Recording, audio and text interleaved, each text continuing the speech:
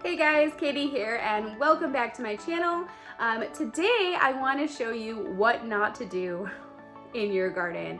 Last year I did something that was a huge mistake, and against the advice of other people, I went ahead and did it anyways because I wanted something to look pretty, and I'm really starting to see the downfalls of that decision right now. Hey guys, so if this is the first time you're watching, I am a home gardener in Zone 5B in the Chicagoland area, and I am documenting my journey from changing my landscaping to a beautiful garden oasis. So that's a lot of what my videos are here. So I wanted to give you guys a glimpse at our stock tank raised beds. So last year we purchased these stock tanks from Blaine's Farm in Fleet. I love the stock tank look. I was also looking for a raised bed option that was a little bit higher than your regular raised beds because it's just easier on the back, you guys. It is. Plus, it prevents rabbits and my dogs from going in and munching on the vegetation that I'm planting in these raised beds. So stock tanks were tall enough and they really fit the bill for that. But I wasn't super happy with the silver sheen on the outside. And so against my father's advice, he told me not to, I went ahead and I decided to color them and spray paint them white. I wanted them to look white. Bad idea, really bad idea. I shouldn't say that it is a bad idea per se, but I didn't do the necessary prep work to these stock tanks to prepare them for a color, to prepare them for paint. And I just went ahead and I put that spray paint right on there because I was impatient and I was ready to get it filled.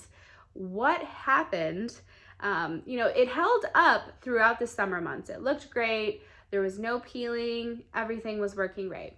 Then once the weather started to drop and we went into freezing temperatures, I noticed these stock tanks starting to peel. No bueno, no bueno. It looks awful, you guys. It's just like literally flicking off. And this was in an effort to make this look aesthetically pleasing, and I've basically done the very opposite of that. So as you can see, it looks horrendous. Like, it's just flaking and peeling, and it's no bueno. So I am pretty sure that a good power wash will be able to clean this up. I don't think I'm gonna repaint it though. So what I'm gonna have to do come spring when we turn our outside faucets back on is I'm gonna have to power wash this and strip the rest of the paint off of it. And I'll probably just leave it silver for the rest of the season and not mess with it. Now, if you want to color your stock tanks, if you want to paint them, you can. You just need to do the prep work that's involved with it. And the first thing you need to do is peel off any stickers that are on the stock tank. Then you need to strip it of its, like, essentially a sealant that they put on the outside. It's a coating, and this coating is meant to protect the stock tank from rusting. So you have to find a way to strip that coating off. I have seen a lot of examples on YouTube right now where they're using, was it laundry detergent? Again, I don't recommend any of these things. Do your research, but you have to use a certain solution. I've also seen like vinegar do the work as well, vinegar and baking soda, but do your research and make sure you know what type of chemical or solution to use to strip it of this out of coating. Once you've done that, you want to score the outside of the tank with like a sandpaper, just like a nice light sanding job.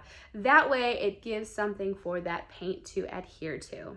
Then you're gonna wanna use a specialized paint that you can use on galvanized metal, and you're gonna prime it first. And once you have a really nice coat of primer on it, then you can paint it to your liking.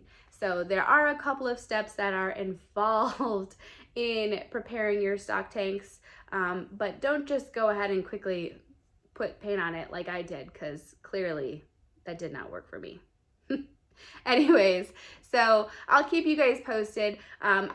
At some point, I do want to paint them.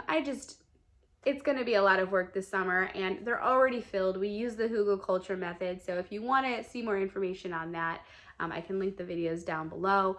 At some point, I do hope to paint it. However, I don't think I'm going to get around to it this summer, so the power washing is just going to hopefully strip the rest of that paint off of it so it could, you know, go back to its original self. I think it should. The rest of the paint is literally chipping and flaking like no big deal, so I think a good power wash will be fine. I'll let you guys know how that turns out, but they're already filled now, and I don't want to add a harsh chemical on the outside and start messing around with it, so I might just have to deal with that silver color for now, but I'll keep you guys updated on that. So let me know if you've made this same mistake in the comments below, or if you have successfully managed to paint your stock tanks. Love to see pictures of different colors. Love all the different colors. I've seen a really beautiful copper one as well out there. I forgot who did it. I'll have to show you guys who did it. There's a really gorgeous copper one, and she actually has a really great step-by-step examples on how to prepare and paint it. So I will link it for you guys. She did a phenomenal job and they look gorgeous. Don't make the same mistake that I did.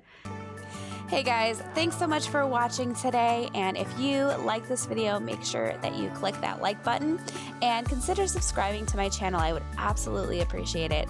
We hope to catch you in the next one.